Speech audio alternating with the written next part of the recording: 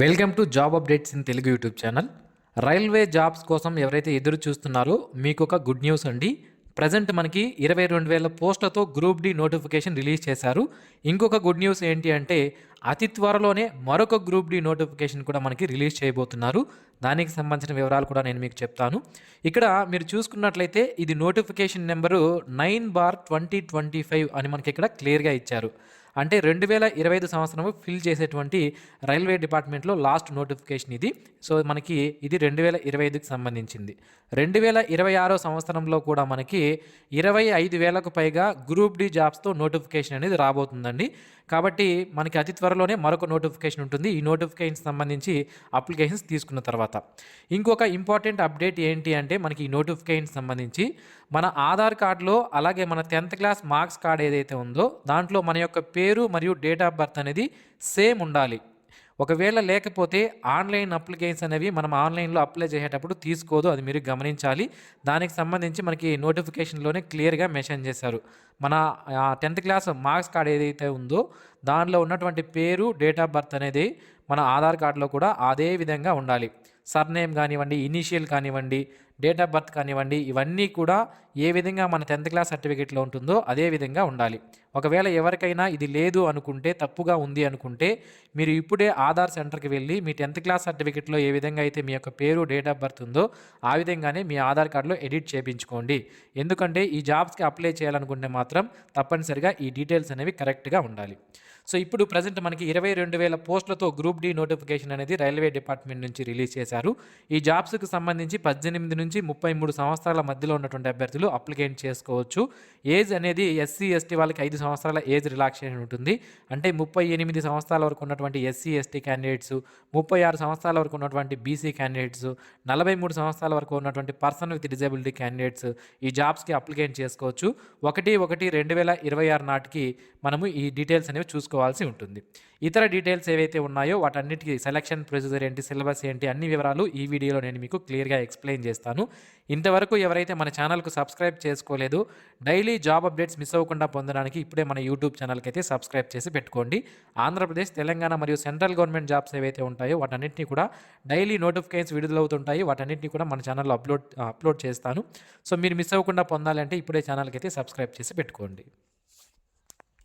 Dear friends, competitive ఎగ్జామ్స్కి prepare అయ్యేటువంటి అభ్యర్థులకు యూస్ఫుల్ అయ్యే విధంగా datatype.in అనే వెబ్సైట్ వాళ్ళు ఫ్రీగా అవైలబుల్లో మనకి టెస్టులను తీసుకురావడం జరిగింది.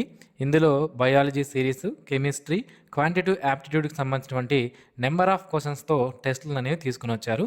సో ఈ టెస్టులను మనము డైలీ అటెంప్ట్ చేయడం ద్వారా మన కాంపిటేటివ్ ఎగ్జామినేషన్కి ప్రిపేర్ అవుతున్నాం కాబట్టి మన నాలెడ్జ్ అనేది ఈజీగా గెయిన్ అయ్యే అవకాశం అయితే ఉంటుంది. సో కాబట్టి కాంపిటేటివ్ ఎగ్జామ్స్కి ప్రిపేర్ అయ్యేటువంటి ప్రతి ఒక్క అభ్యర్థి కూడా ఈ datatype.in అనే వెబ్సైట్లో ఉన్నటువంటి ఈ ఫ్రీ టెస్ట్ని మీరు అటెంప్ట్ చేసి మీరు ఈజీగా నాలెడ్జ్ అయితే గెయిన్ చేసుకోవచ్చు. వెబ్సైట్ లింక్ను వీడియో కింద డిస్క్రిప్షన్లో ఇచ్చాను, ఒకసారి చెక్ చేయండి. డియర్ ఫ్రెండ్స్, రైల్వేలో ఉన్న వివిధ డిపార్ట్మెంట్లలో ఉన్నటువంటి ఖాళీలను ఫిల్ చేయడానికి మనకి గ్రూప్ డి నోటిఫికేషన్ అనేది రిలీజ్ చేస్తారు. ఇందులో రైల్వే డిపార్ట్మెంట్లో వివిధ డిపార్ట్మెంట్స్ అనేవి ఉంటాయి. అందులో signal and telecommunication, mechanical, engineering, అలాగే ఎలక్ట్రికల్, దాంతోపాటుగా మరికొన్ని ట్రాఫిక్ అని ఇలా డిఫరెంట్ టైప్ ఆఫ్ డిపార్ట్మెంట్స్ అనేవి ఉంటాయి. ఇందులో ఖాళీగా ఉన్నటువంటి అసిస్టెంట్ అని, అలాగే అసిస్టెంట్ లోకో షెడ్ అని, దాంతోపాటుగా అసిస్టెంట్ వేగన్ అని, దాంతోపాటుగా points menu, track maintainer grade 4 ఇలాంటి జాబ్స్ను ఫిల్ చేయడానికి మనకి ఈ గ్రూప్ డి నోటిఫికేషన్ రిలీజ్ చేస్తారు. సో ఈ జాబ్స్కి మనం అప్లికేషన్ చేసుకోవడానికి మన దగ్గర only 10th class pass qualification ఉన్నా సరిపోతుంది, లేదా మనం ఐటీఐ పాస్ అయినా సరిపోతుంది, లేదా దీంతో మనకి నేషనల్ అప్రెంటిస్షిప్ సర్టిఫికేట్ NAC చేసినా కూడా మనము ఈ జాబ్స్కి అప్లికేషన్ అనేది చేసుకునే అవకాశం అయితే ఉంటుంది. ఈ విధంగా మనకి క్వాలిఫికేషన్ అనేది జస్ట్ మనం 10th పాస్ అయినా సరే మనం ఈ జాబ్స్కి అప్లై చేసుకునే అవకాశాన్ని రైల్వే డిపార్ట్మెంట్ మనకి కల్పిస్తుంది. ఇక ఈ జాబ్స్కి సంబంధించి మనం అప్లికేషన్ చేసుకోవాలంటే జనరల్ మరియు ఇతర క్యాండిడేట్స్ ఎవరైతే ఉన్నారో ఫస్ట్ మీరు చూసుకున్నట్లయితే person with disability, female, transgender, ex service men candidates ఎవరైతే ఉన్నారో వీళ్ళు ₹250 ఫీజు అనేది పే చేయాలి. ఈ ₹250 ఫీజు కూడా మనకి బ్యాంకుకు రిఫండ్ అనేది ఇచ్చేస్తారు. మనము ఫస్ట్ స్టేజ్ కంప్యూటర్ బేస్డ్ టెస్ట్కి కానీ అటెండ్ అయితే మనకి ఫుల్గా ఈ రిఫండ్ అనేది చేయడం జరుగుతుంది.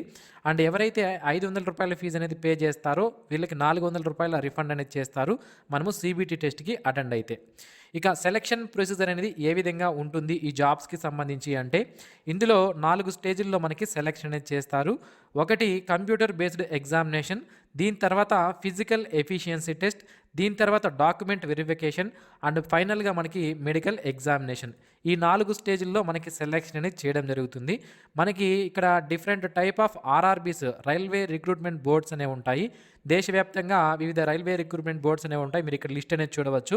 సో ఇక్కడ ఉన్నటువంటి రైల్వే రిక్రూట్మెంట్ బోర్డ్స్లో ఏ బోర్డుకైనా సరే మీరు అప్లికేషన్ చేసుకునే అవకాశం అయితే ఉంటుంది. కాకపోతే మీరు ఎక్కడైతే ఏ బోర్డుకి అయితే అప్లై చేస్తారో తర్వాత జాబ్కి సెలెక్ట్ అయితే అక్కడే మీరు వర్క్ చేయాల్సి ఉంటుందన్నమాట. ఫర్ ఎగ్జాంపుల్ ఆర్ఆర్బీ సికింద్రాబాద్కి అప్లై చేస్తే సికింద్రాబాద్ రీజియన్లోనే మీరు జాబ్ అనేది చేయాలి. ఆర్ఆర్బీ హుబ్లీకి చేస్తే హుబ్లీ రీజియన్లోనే మీరు జాబ్ చేయాల్సి ఉంటుంది. ఈ విధంగా మనకి మీరు ఎక్కడైతే జాబ్కి ఆర్ఆర్బీకి అప్లై చేసుకుంటారో అక్కడ మీరు జాబ్ చేయాల్సి ఉంటుందన్నమాట. అయితే దీనికి సంబంధించి అప్లై చేసుకున్న తర్వాత మనకి కంప్యూటర్ బేస్డ్ ఎగ్జామినేషన్ సిబిటి అనేది కండక్ట్ చేస్తారు. ఈ సిబిటి అనేది 100 మార్కులు కండక్ట్ చేయడం జరుగుతుంది. 90 నిమిషాల టైం మనకి ఇస్తారు.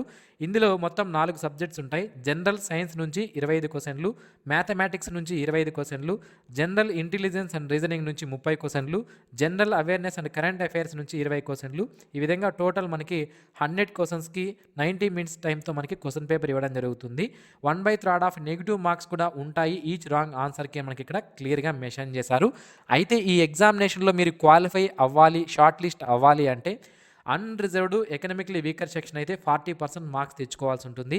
ఓబీసీ నాన్ క్రిమీ లేయర్ మరియు ఎస్సీ ఎస్టీ అయితే 30% మార్క్స్ తెచ్చుకుంటే మీరు ఈ ఎగ్జామినేషన్లో క్వాలిఫై అయ్యారు అని అర్థం. సో ఎవరైతే కట్ ఆఫ్ మార్క్స్ రీచ్ అవుతారో వాళ్ళని మనకి నెక్స్ట్ స్టేజ్కి పంపించడం జరుగుతుంది. ఈ నెక్స్ట్ స్టేజ్ ఏంటి అంటే ఫిజికల్ ఎఫిషియన్సీ టెస్ట్ పీఈటీ అనేది కండక్ట్ చేస్తారు. ఈ పీఈటీలో ఏముంటుంది అంటే 35 కేజీలు ఉన్నటువంటి వెయిట్ని మనం 100 మీటర్స్ 2 మినిట్స్లో తీసుకుని వెళ్ళాల్సి ఉంటుంది. ఇది ఎవరికి అంటే మేల్ క్యాండిడేట్స్కి.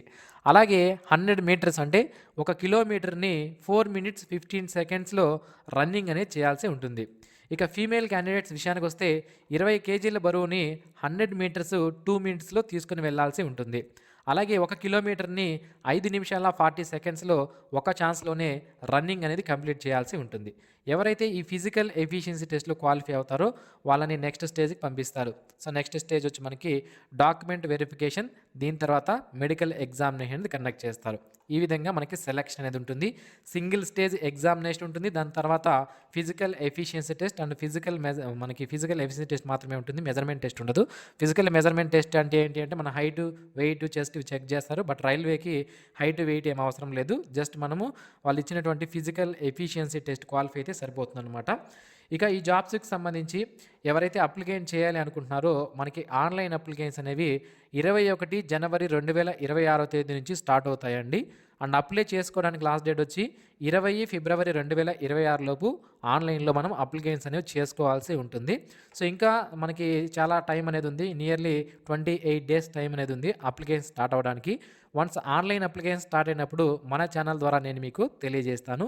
ఇక చాలామందికి ఉన్నటువంటి ఇంకొక డౌట్ ఏంటి అంటే ఈ రైల్వే జాబ్స్కి అంటే 2024లో విడుదల చేసిన గ్రూప్ డి నోటిఫికేషన్కి 3 సంవత్సరాల పాటు ఏజ్ రిలాక్సేషన్ అనేది ఇచ్చారు. మరి ఈ నోటిఫికేషన్ ఉంటుందని చాలామందికి డౌట్ అనేది ఉంటుంది. ఖచ్చితంగా ఈ నోటిఫికేషన్కి 2025 నోటిఫికేషన్ ప్రజెంట్ మీరు చూస్తున్నటువంటి నోటిఫికేషన్ నెంబర్ 9/2025 ఏదైతే ఉందో దీనికి ఏజ్లో ఎటువంటి రిలాక్సేషన్ ఉండదండి.